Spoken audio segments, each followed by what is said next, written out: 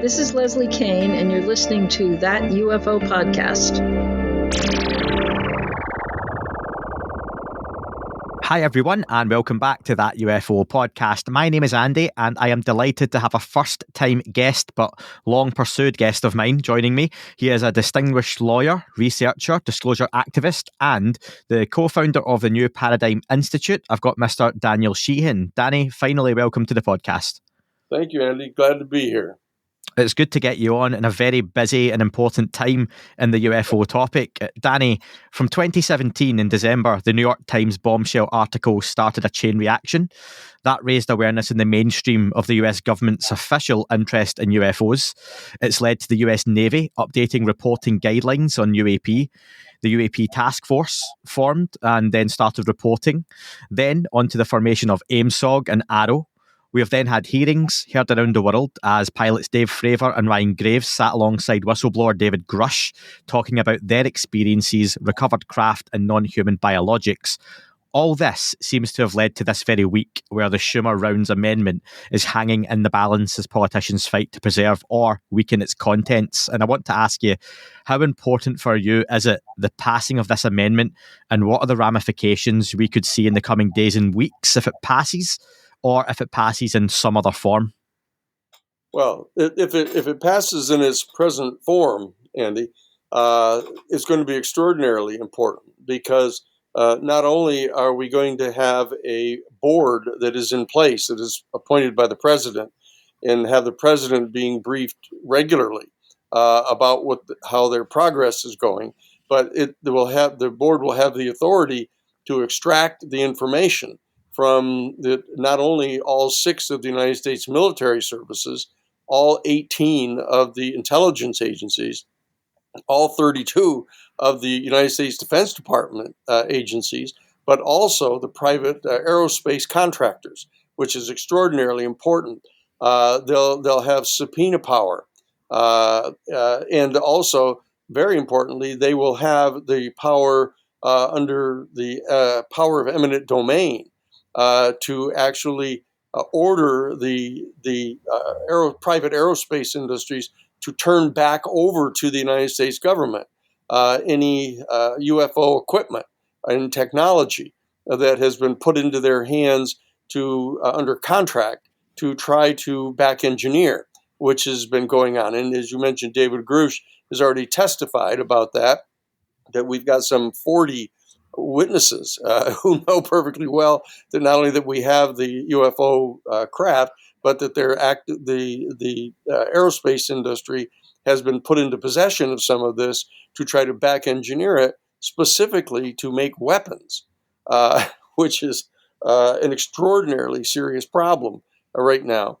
And one of the things we're trying to do is eventually get a treaty where all countries will be prohibited from using any of the UFO technology to try to develop a weapons system to give them a comparative advantage over other people here on our planet.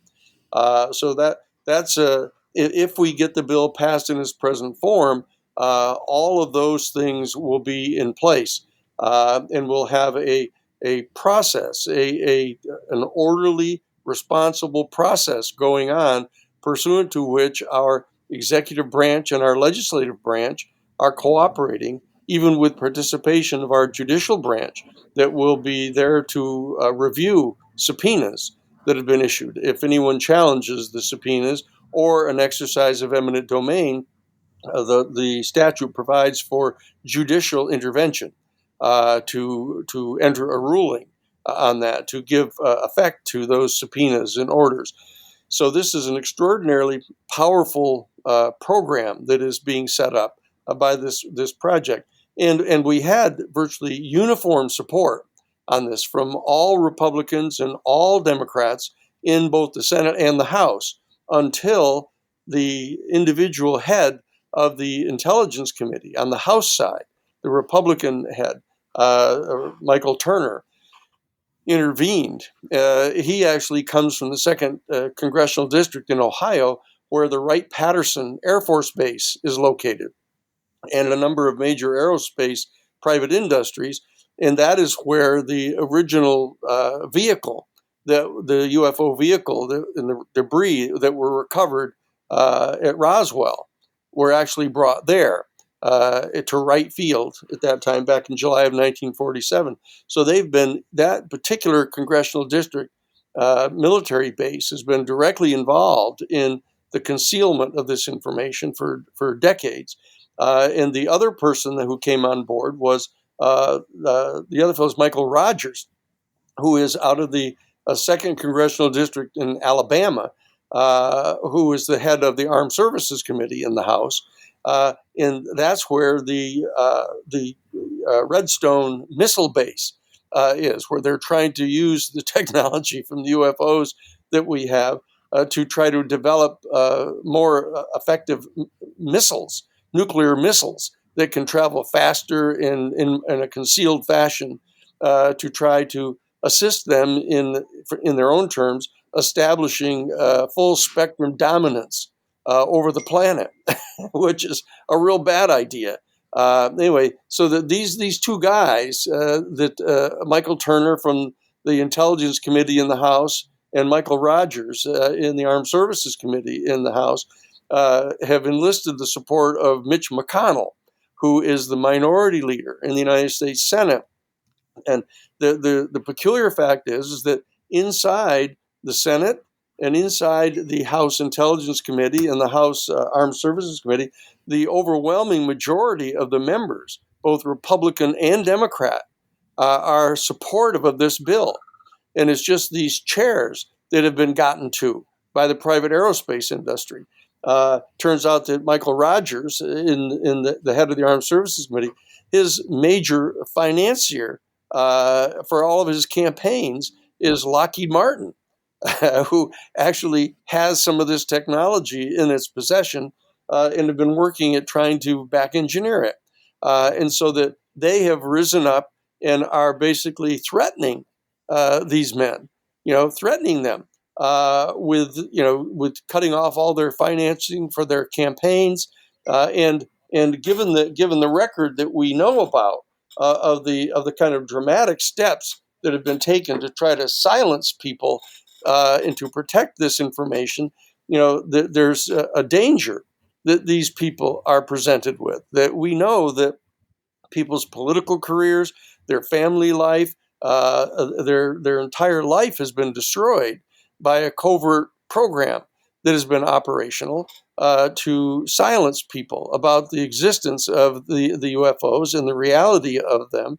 And so that there's an extremely dangerous situation that has arisen here, where the powerful secret forces of the deep state here in the United States are mobilizing to try to keep this information solely in the hands of the deep state, or they can make weapons with this technology. And they've risen to the fore here all of a sudden, right over the holiday. We had this thing fully online to get passed. We got it passed 17-0 out of the Senate Intelligence Committee. We got it passed by the United States Senate, 89-11. We got it passed in the House of Representatives with an overwhelming vote there. But on the House side, this is a little inside baseball, as we refer. But in the House side, what happened is these hardcore reactionaries put in some amendments to the National Defense Authorization Act, prohibiting any military money being given for contraception for any of the women in the military, prohibiting them from having any birth control information, prohibiting any courses on racial justice, a whole bunch of these kind of social amendments. And so the two bills that were passed by the House and the Senate had those differences in it. And so they've had to have a conference committee. And what happened is the conference committee, rather than focusing its attention solely on those controversial amendments that were put in by the House, this has provided an opportunity for the aerospace industry and their minions to intervene and try to take out this entire 64 pages of the 1,000-page National Defense Authorization Act, trying to take it out of there in its entirety. Now, they first attacked by saying, look, we want the eminent domain provisions taken out so that the United States government has no authority to reclaim the UFO technology that has been put under contract and secretly provided to these aerospace industries to develop. They wanted that taken out of there. And our response was, why are you so upset about wanting to get that taken out of there if you don't have anything? If you don't have any of the technology, why are you upset about this? And then they started to pretend that it was some abstract, libertarian position against the exercise of government power, and then they backed off on that and said that they wanted the subpoena power taken out of there so that you couldn't compel the CIA, the DIA, the other of the 18 intelligence agencies. You couldn't compel them to provide the information to the Congress. And we kept saying again, why are you upset about that? If you're maintaining you don't have any of this stuff, why are you upset about it?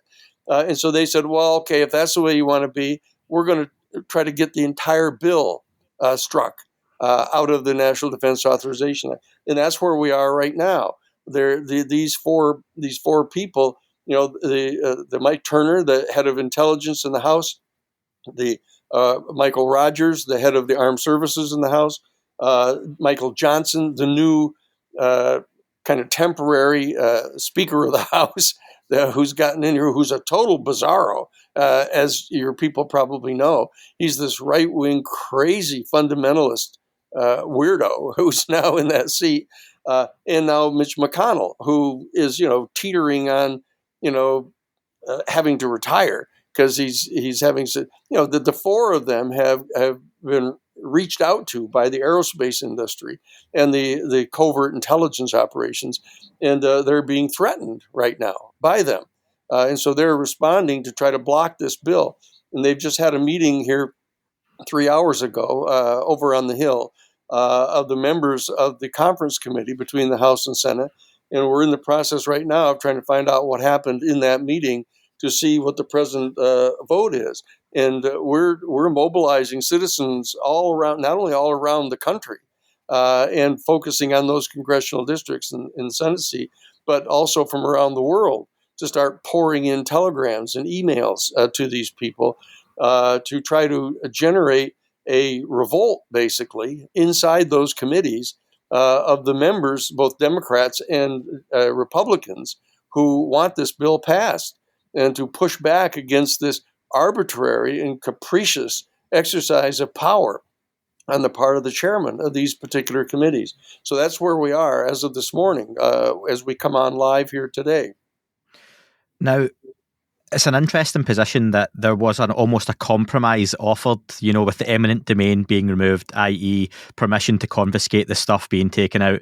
The Presidential Review Board is quite a big aspect of it too. I just had Stephen Bassett on 2 days ago as we record this, who covered the bill incredibly well in around an hour and some of the key highlights. And he mentioned that you could lose the eminent domain and it would weaken the bill by, say, 5% of its power. But he felt a real body blow would be to remove the Presidential Review Board. And I wonder, what is your take on those two particular aspects? And also, I would further add, Danny, is there an idea that maybe a compromise would be necessary to get something through? No, I'm totally opposed to that because taking out the eminent domain and the subpoena power is what they're after, the two of them, would reduce the effectiveness of the whole operation a lot more than 5%. It would gut the bill because, based on 20 years in Washington, D.C., I know perfectly well that if you don't have subpoena power and you don't have the ability to coerce these people into relinquishing this information, they'll just push you back and ignore you, and then wait for you to, it's like Donald Trump. If you can't force him to do something, he'll just refuse to do it.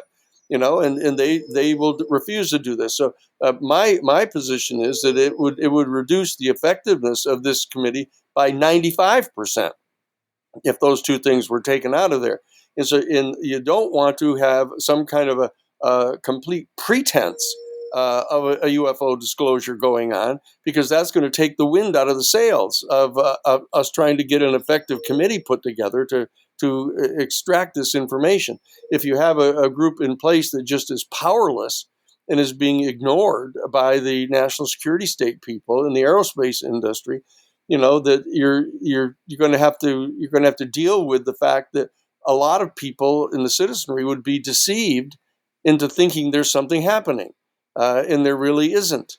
And so that I think it's much better if they insist upon trying to take these things out, which they're doing. Schumer has refused to accept that. Schumer has personally refused to accept the removal of those important enforcement provisions of this bill. And if the bad guys try to kill this thing, well, we're just going to keep on coming. We're going to keep on coming, and we're going to say, look at we're going to reveal who the people are, where their money is coming from. That Lockheed Martin is the overwhelming primary funder for Mike Rogers in the Armed Services Committee. I mean, he gets paid by these people. They pay for his campaigns, and so that we're going to continue moving to get an effective bill passed. We're not going to have some kind of watered down bill where you have nothing happening except the frustration of the people. So we're not going to have a fraudulent bill passed here. So that's my position on this thing. So as we record this, it's the 29th of November. This is probably going to go out a couple of days later for folks. Now, the ultimate decision could still take a few weeks before it goes ahead, but I wonder, Matt Laszlo from Ask a Paul had tweeted to say the NDAA was over, didn't even last 2 hours. Rank and file members brought up UAPs with more to come, but nothing definitively had been decided on anything. There is lots of bipartisan frustration that party leaders are controlling the strings. That's the most recent update we have. So I wonder, on your end, is that what you expected, and how long do you think this potentially is going to go on for? Well, this is going to go on. We have about 25 days left here. Right around December 21st is when the National Defense Authorization Act is usually voted on. It's one of the last pieces of business that the House and Senate do before they leave for their Christmas vacation. And that's when this happens. This is when we got the Aero legislation passed. This is when we got the whistleblower legislation passed to protect them. This is when they've gotten the proposed amnesty for people who have been illegally concealing this information. That this is always the time, right just before the Christmas break, the House and Senate, that we get these things voted on. So we have between now and December 21st to keep pushing this information in from the citizens all around the country to demand that the members of the House and Senate Intelligence Committees and Armed Services Committees push back against McConnell and push back against Turner and push back against Rogers and push back against Johnson, the kind of interim Speaker of the House. These people do not have the kind of power they think they have, if in fact the membership of those committees will join together, both Republican and Democrats, and oppose them and support the bill. So we still have a chance. It's about 45-55 right now. It's 45% likely that we can get the bill passed because of the pressure coming from the top authorities. But we have a chance. If we can get that up over 51% in the next 25 days, we can get this thing through. But as I said, Schumer is holding fast. He is not going to agree to take out the subpoena power, and he's not going to agree to take out the power of eminent domain. There's absolutely no reason why any private for-profit company ought to have monopoly control over the UFO technology. That's totally ridiculous. It's like giving private people the authority to, for example, when Franklin Roosevelt had the rural electrification program, the government built the Tennessee Valley Authority. They generated the electricity with the dams. They built the power lines, and they made this available. It's just like giving over control of the public highways to a private company, that is going to charge you, to drive on the highway. This is a public utility that should be available for everybody in the world. But that we do have to have a treaty. That's going to come next. We need to have a treaty that prohibits any country or anyone from utilizing the UFO technology to develop weapons. And the primary pushback against that is going to come from the deep state of the United States. They're the ones that want to have the weapon. They're the ones that want to establish full spectrum dominance over the planet. They've said so in their classified documents. So that we have to get this bill put in. We need to then our office, the New Paradigm Institute, is one of the 9 entities that is authorized to nominate people to be members of this records review board. And we've identified who we think some of these people ought to be. We believe that President Biden would support them and appoint them, and we need to get this put into place here coming into the beginning of 2024, and then we need to move to start getting the treaty passed and get the United States to take the leadership on establishing such a treaty. Danny, can you just bump your camera a little bit more central? I know the sun might have moved around a little bit if you want to get yourself comfortable. I'll take this bit out, don't worry.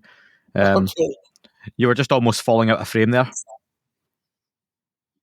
It's chasing you around. Yeah, that's perfect. Yeah, thank you very much. On that, Democratic and Republican, bipartisanship with this issue, Representative Anna Paulina Luna tweet out just in the last 24 hours that along with Representative Tim Burchett, Representative Matt Gaetz and Representative Jared Moskowitz, they were going to hold a bipartisan press conference at the Capitol this Thursday morning before votes to publicly draw attention to the continual pushback, sidelining and stonewalling that's happening in this.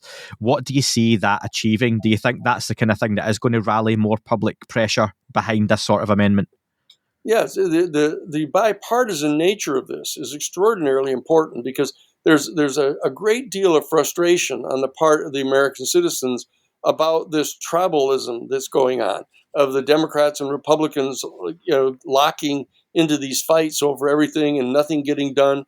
This is a dramatic example of 99% of all of the Democrats and 99% of all the Republicans in both the House and the Senate want this bill passed.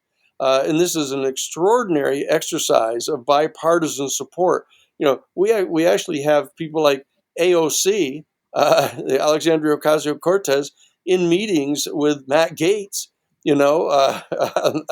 both agreeing that they want this bill passed. And so that we actually have them being not only civil with each other, but being actively friendly and partnering to try to get this bill passed. So I think that this is an extraordinarily important opportunity, not only for the substance of the particular bill that we're talking about, but for the demonstration of the fact that there is an ability to have our two political parties agree on something and support the American people. But the private industry, the aerospace industry and the deep state, which has been engaged in criminal activity to silence people about this secret information for so long, are raising their head here. And if we can establish a coalition support in both the Republican and Democratic Party to push back against these kind of people and this kind of deep state conspiracy to stop the American people from getting to exercise their democratic rights in this country, this would be an additional benefit of this unique particular piece of legislation. So I'm going to bring it back to that, but I want to sidebar just with a comment you made on Martin Willis's podcast. You mentioned, and that was in the last day or so, I recommend people go and check that one out. People outside of the political arena have essentially been paid off, and you went as far as to name Jay Stratton and Travis Taylor. You said Travis, but I believe you were talking about Travis Taylor. Travis Taylor. Yeah. So both involved in the UFO UAP field within the US government over the last decade. Now, that's a huge statement to make. And I wonder, can you elaborate on why you're so confident in naming those individuals? Well, because they've been hired by Radiance Technology, which is one of the aerospace industries that is trying to back engineer this technology. And what's happened is they've been hired right out of the government, and brought over into the private industry, and paid hundreds of thousands of dollars, to basically bribe them, into taking a position against this bill. They've come out of the government, and where it's completely in the interest of Congress to have this information. People need to understand that the primary focus of this bill, the Schumer Amendment, is to get the information about the UFOs and about this non-human intelligence that's behind the UFOs into the hands of our Congress. That's the key to this thing. That people are talking a lot about it being made public, and we in this citizenry getting to learn a lot more about. But the reality is, from a constitutional point of view, it's absolutely outrageous to have some completely unacknowledged, black money funded secret program that is being concealed from our elected representatives, who need to make important policy decisions about what relationship we're going to have with this extraterrestrial civilization, what role we're going to play in it, how we're going to be able to remain peaceful and have cooperative and productive relations with this extraterrestrial civilization, and to have private for-profit people commandeering this and trying to twist this into their own private profit, and then reach into our government and hire people, bribe people to come out of our government and join their private companies, and offer them hundreds of thousands of dollars in bribes, basically, to oppose this legislation, which is solely for the benefit of our country, in our government, is irresponsible and untoward. I mean, I like both of the guys. I mean, and I can understand that if somebody comes to you and offers you that kind of money to join their private company, and come outside of the government, but to enlist them in opposing this bill, which is designed solely and exclusively to help the American people and to help our Congress exercise its constitutional authority, I believe is untoward and unacceptable. And so that's why it's Radiant Technology that really is at fault here.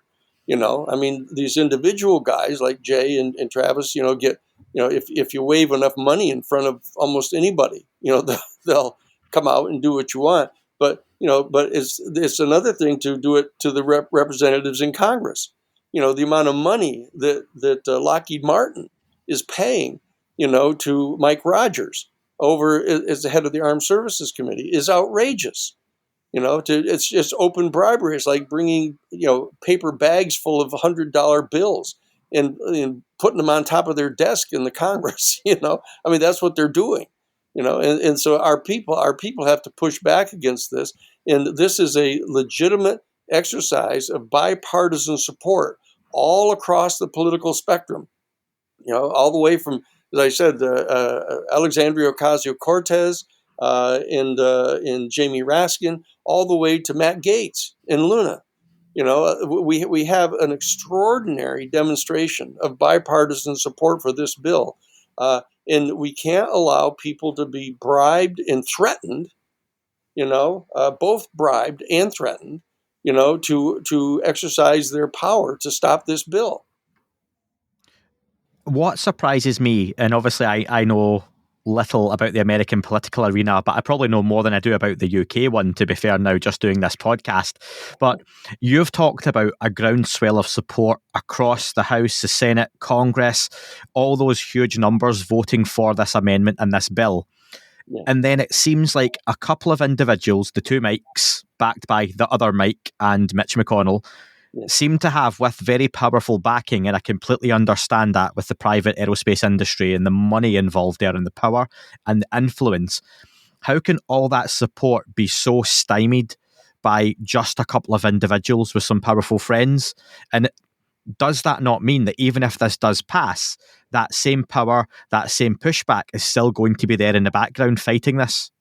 Oh, yes. No, there's no doubt about that, Andy, that this element in this alliance between the deep state covert operations people in the military and in the intelligence agencies, in liaison with the private aerospace industry people, are a very powerful force, and they will continue to do this. And that's why, as I say, it's so important that this legislation be passed with the power of subpoena power and with the power of eminent domain to lay claim to this technology, to lay claim to these documents and extract them from them, because we know perfectly well that they're going to resist. We know that they're going to lie and cheat.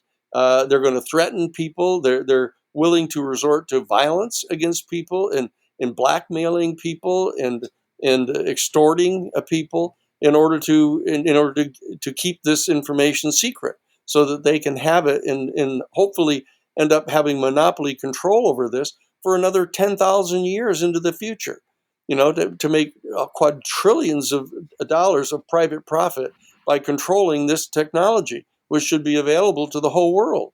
As long as we can have a treaty that prohibits any nation state from utilizing the technology to develop any type of weapon system. That's what we need to have.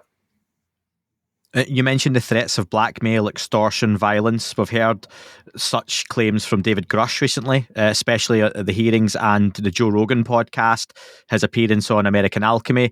And I wonder, is that something you yourself have faced, those kind of threats and intimidation? And how commonplace is that at that level of, secrecy? Well, I've been at this for like 50 years, in dealing with the Pentagon Papers case that we did, the Iran-Contra case that we did the investigation on. And I know that the Central Intelligence Agency of the United States, specifically the Covert Operations Division, which they call the Operations Directorate, has an assassination program. They actually assassinate people around the world who oppose their policies. And we know that, for example, back in 1980, they mobilized to throw President Carter out of office completely illegally. And they went after Frank Church, who chaired the Church Committee, the Select Committee on Intelligence Abuse, when he turned his focus in the focus of Congress on the CIA in their what they call dirty covert operations. What that really entailed was massive heroin smuggling, political assassination programs, blackmailing people, setting people up to destroy their family life. They view this as completely legitimate. And the problem is that they have now gone to the point where they view the American public and the Congress of the United States as legitimate targets for that kind of operation that they engage in. And so that once you authorize that type of conduct on a part of a secret agency inside your government, they're going to turn that against the people, and they're going to turn that against the members of Congress. And that's what we're dealing with here. It's not just the matter of them bribing people and paying their campaign, but they threaten these people. When we were doing the Iran-Contra case, for example, we ended up meeting with a particular United States senator out of Minnesota and talked him into going onto the Senate floor and demanding an investigation of the off-the-shelf enterprise that the Reagan and Bush administration were running with Oliver North. And that night, 3 men came to their home and dragged his wife out of bed and put a gun in her mouth and threatened to come and kill her if the senator didn't, in fact, withdraw his request to have an investigation conducted. I mean, that's how bad this thing is, And what I'm saying is that these are the kind of forces that are mobilizing now to try to keep this information secret and to try to keep it solely and exclusively in the hands of the private aerospace industry. And there's quadrillions of dollars of profit at stake here. Private profit that they want to make over the next 100 years by controlling this technology. So we're at a crucial moment here where we have to mobilize the democratic forces with a small d in our citizenry, and we need to forge this alliance between members of the Republican Party and the Democratic Party to stand up for our Constitution and to insist that this bill get passed and that we can appoint to have the president appoint a board of people who are going to extract this information and get it into the hands of our Congress, into the hands of our elected representatives, so they can be the ones that design the policy of how it is we're going to relate to this extraterrestrial civilization, and not leave it in the hands of a bunch of private military people who are trying to pursue their own private profits by making weapons. We've got to stop this. And I wonder if this bill does pass and it stays intact, which is the blue sky scenario. In that case, what do you expect the next phase of pushback to look like? If we do have a presidential review panel, if we do have that eminent domain, if we do have that subpoena power there to really push for that capital D disclosure, for the power to be back in the hands of Congress, surely the powers that be, the gatekeepers now, the bad guys, aren't going to simply relinquish that. And I wonder, what does that next retaliation look like?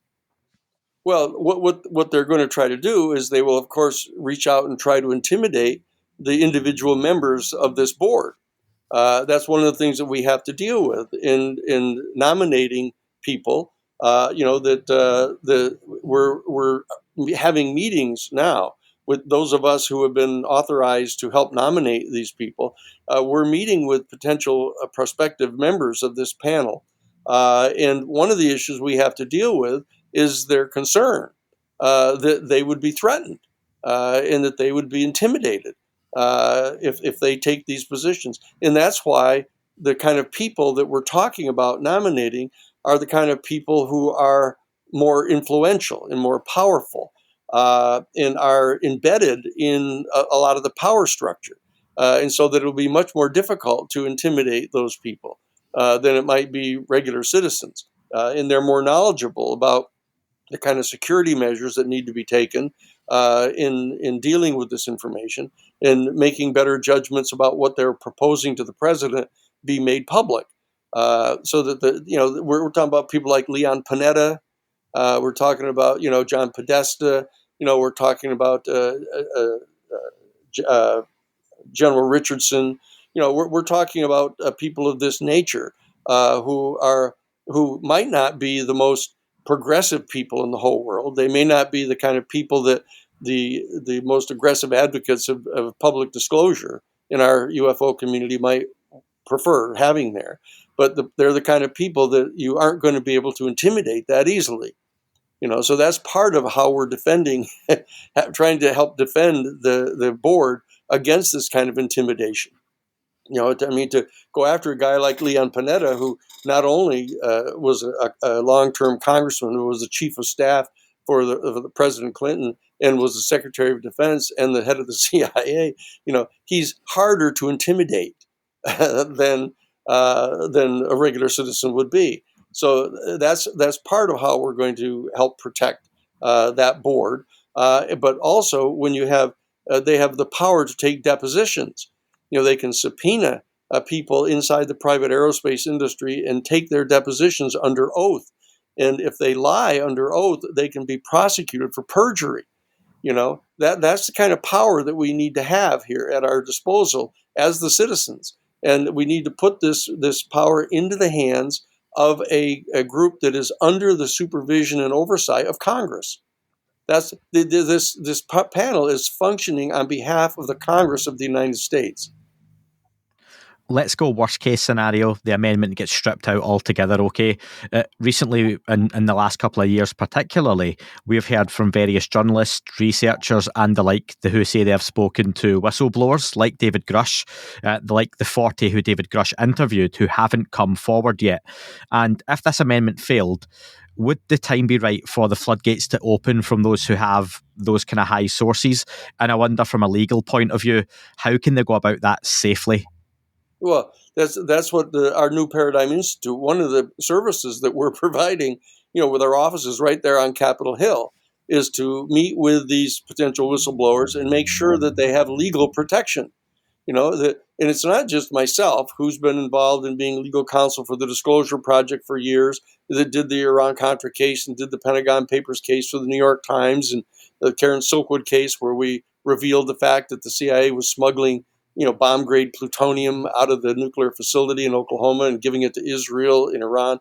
I've been at this for a long time. But we also have people like Charles McCullough, who is the former Inspector General for the intelligence community. He is on board, also helping to provide legal defense for the whistleblowers. And so what we're doing is putting together a coalition of lawyers who are going to be willing to protect those whistleblowers and to bring them forward and to not just have them running willy-nilly to each newspapers or going on podcasts and revealing it to the world, but to take the information to the Senate Intelligence Committee, to take the information to the House Intelligence Committee and the House Oversight Committee, people who have security clearances, and provide this information to them, have our Congress exercise its discretion to determine what kind of public hearings they're going to have.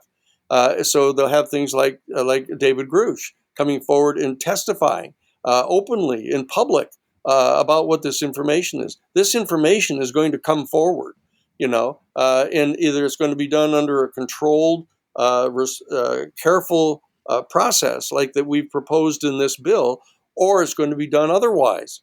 And it's the otherwise that these people ought to be worried about. Is that catastrophic disclosure we've been hearing about recently? Yeah, the so-called catastrophic disclosure. And, in the people who keep using that term have different definitions of it. It ranges all the way from revealing information that there have been criminal acts committed in the past against people who've tried to reveal this information, and therefore there's criminal liability for a number of people. They view that as catastrophic from their point of view. But, for example, this was the same argument that was being made in the Pentagon Papers case. The Nixon administration, with their Attorney General John Mitchell, had tasked the United States Attorney for the Southern District of New York, Whitney North Seymour, to come in and make an argument in court that if any information was revealed from the 47 volumes of the Pentagon Papers, it was going to impose irreparable damage upon the national security of the United States. And so I said to him in chambers, I said, like what? And he refused to say. Oh, no, we aren't going to give you any details about what the kind of catastrophic damage might be because you don't have the proper security clearances. But he also refused to even tell the judge. He was trying to get an injunction against the New York Times publishing this and wouldn't even tell the court what it was that they were worried about. So, that in the abuse of that power to give that type of discretionary power to people in the intelligence agencies, is irresponsible constitutionally.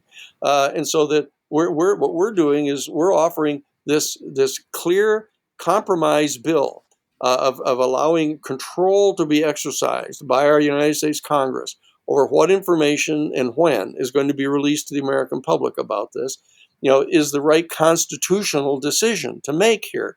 That's why we have elected representatives in a representative democracy, but we cannot allow it to be kept secret and abuse the power of secrecy like they were trying to do in the Pentagon Papers case. All 47 volumes of the Pentagon Papers case were published. Nothing catastrophic happened, except for the fact that we helped end the invasion of Southeast Asia by the United States covert operations and the CIA. Now, they probably viewed that as catastrophic, to their mission of trying to establish a military land base in Southeast Asia. But, that was an illegitimate undertaking anyhow. And what we demonstrated in the Pentagon Papers case is that they were lying repeatedly to Congress, lying to the American people in order to undertake that type of a criminal operation that they were engaged in. So part of what the worry is on the part of these opponents is that they, in fact, want to be able to continue unlawful, unconstitutional activity with regard to secreting this information about the UFOs and about an entire extraterrestrial civilization. Just think how preposterous that is, that somehow they have the right to keep secret, any kind of communications or contact with an extraterrestrial civilization, and all the people of the world have to be kept in the dark about that. This is preposterous, and it's fundamentally unconstitutional. It's anti-democratic, and in my opinion, as a professional attorney, it's criminal, and has to be treated as such if that's how they want to go. I'm going to ask, because you've mentioned the term extraterrestrial civilization a few times, and as a very experienced attorney, as you are, you pick your words carefully. You're using the singular and not the plural when it comes to extraterrestrial civilization. And is that from a place of, in your opinion, or you're very aware, there is one, or are you speaking generally that there may not be more than one interacting with us? Oh yeah, no, that's clearly so, Andy. I mean that there are clearly different species here. There are half a dozen different species that have been identified credibly, and it's highly likely that they come from different star systems, and we don't know yet. That's part of the problem. We don't know. We're not given access in the democratic processes to try to figure this out, of whether there's some sort of coalition. Do they have any kind of federation? What kind of cooperation do they engage in between and among themselves? We don't know what the answer to that is. But we do know that in just like you have a human civilization, for example, on our planet, even though there are different nation states and there are different ideologies that are involved, but we have one human civilization. That's part of the problem. We're trying to get people to understand that there is such a thing as human civilization. And there's such a thing as an extraterrestrial civilization. We just don't know what its component elements are at the present time. And we don't know how much somebody deep inside our United States government and inside our aerospace industry, we don't know what they know about this. Because there's evidence indicating that there's been some type of actual communication going on with people, with beings from this extraterrestrial civilization, and we're being kept in the dark about what the information is, and that is completely unconstitutional. One thing I think it's fair to say is, given your extensive experience with individuals and groups with the UFO topic over the years, Danny, is you've been exposed to more knowledge or information and opinion than your average person or a researcher on the topic. And I wonder, what kind of damage could 50, and I mean damage in a positive way, what kind of damage could 50 Danny Sheehans do, with a Danny Sheehan, a David Grush, a James Fox, a Lou Elizondo, a Chris Mellon, if you all decided to take this into your own hands, if politically it wasn't going the way this was wanting to go, and come out and discuss what on a public stage, could we still get the sort of progress and disclosure that we need or are looking for, or would that still not work, do you think?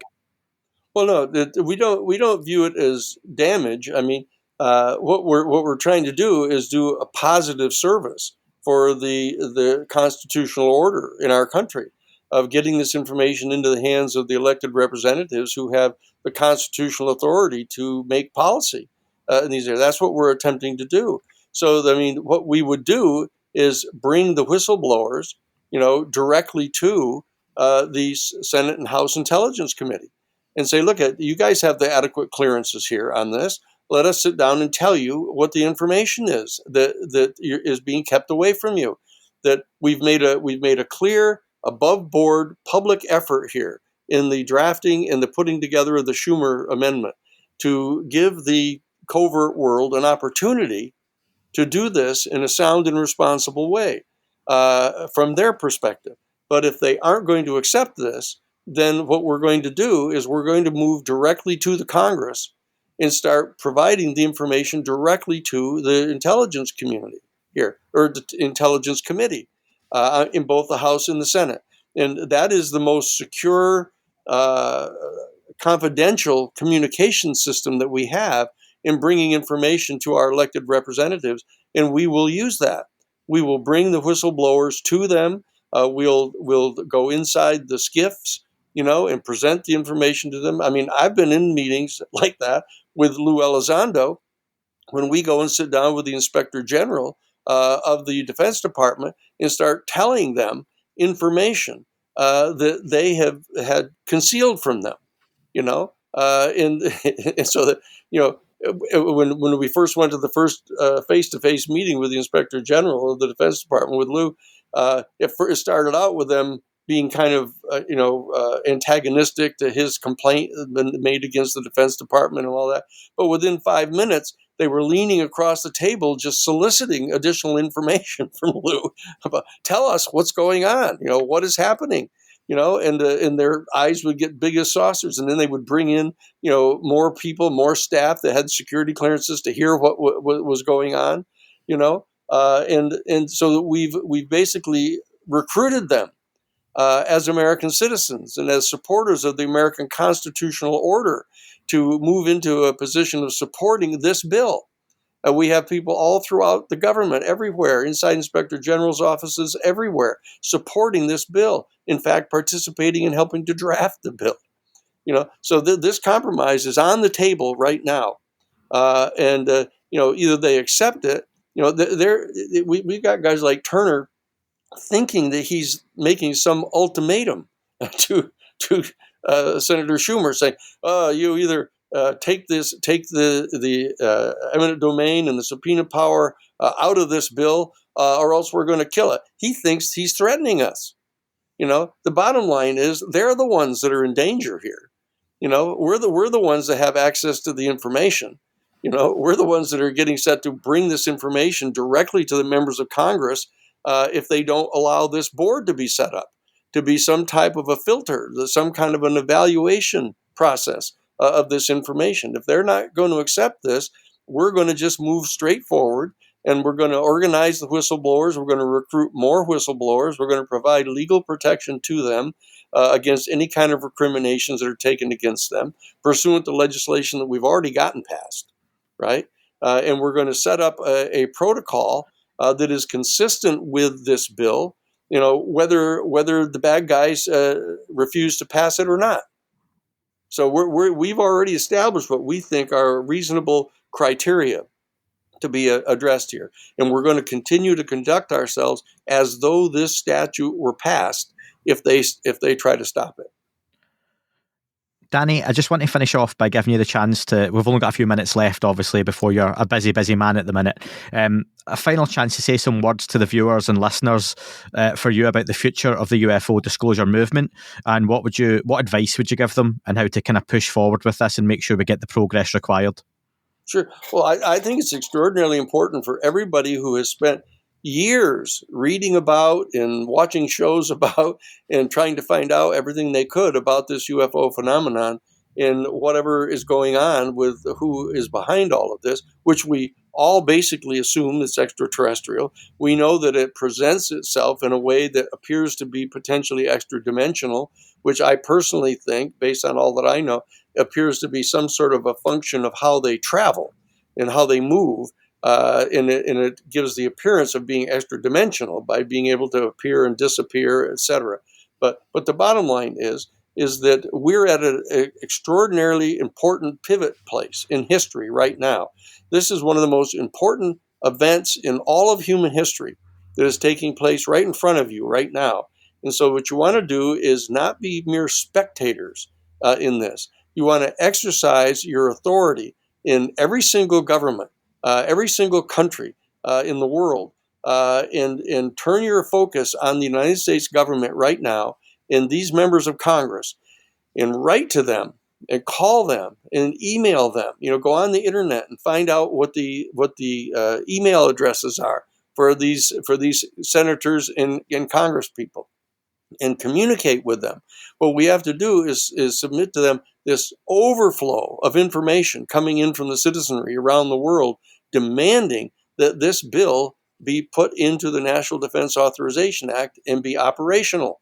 That's what we have to do. We want to do this before the kind of weird chaos that might ensue around the 2024 election here in the United States. If Donald Trump becomes the nominee for the Republican Party and Joe Biden remains the nominee for the Democratic Party, and the lengths to which, frankly, supporters of Donald Trump are willing to go to challenge the constitutional order and engage in insurrection against the government of our country, we have to get this done before that time to try to aid in establishing coalitions that are bipartisan and nonpartisan, so that there's something that we're all doing together as citizens, so that we can in fact work together and exercise friendship with each other, no matter what's going on behind the scenes by malevolent forces.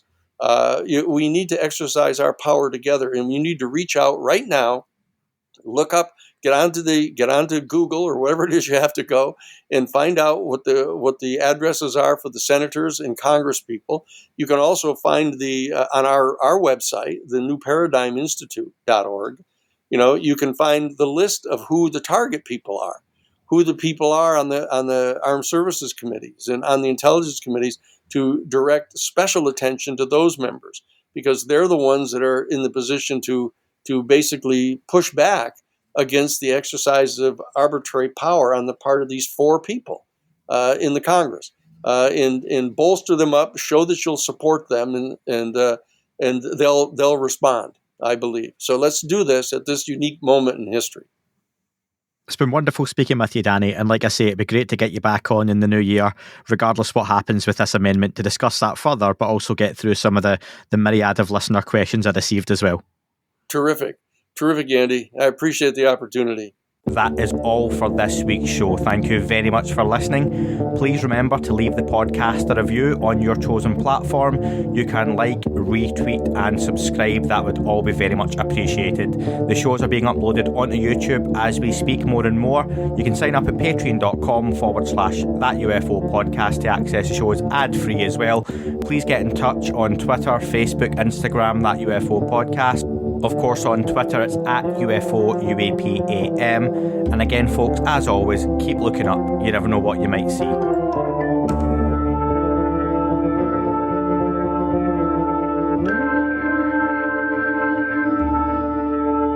It wasn't a tic-tac and not quite a saucer, more like a hubcap designed by Chaucer, a little Baroque and quite steampunk, like Alice was playing bass for the Parliament of Folk. The little fucker hovered right outside of my window, and when I shoved out the screen, he made it an issue. I don't think he expected me to see his ass, but I'd had some champagne and smoked a little around.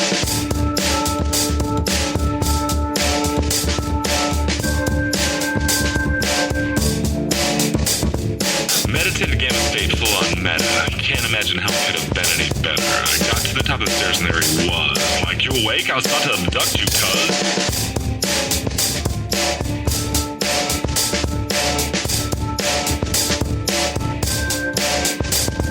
I jumped back and nearly kissed myself, and I climbed out the window after the elf, and I woke up in my bed and there was something on my head and everything was weird and everything was red. And I called out to my boys. They thought this was noise. They thought it was a dream. They thought it was my toys. They thought it was my problems, and they think I should seek therapy, and I don't know what to do because it doesn't really scare me.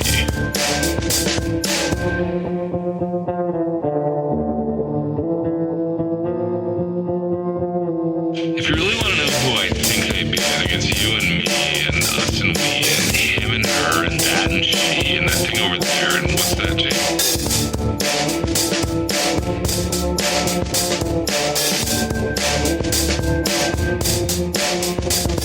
But for being serious, open your mind, consider your heart, consider time, consider your space, consider your lies, consider your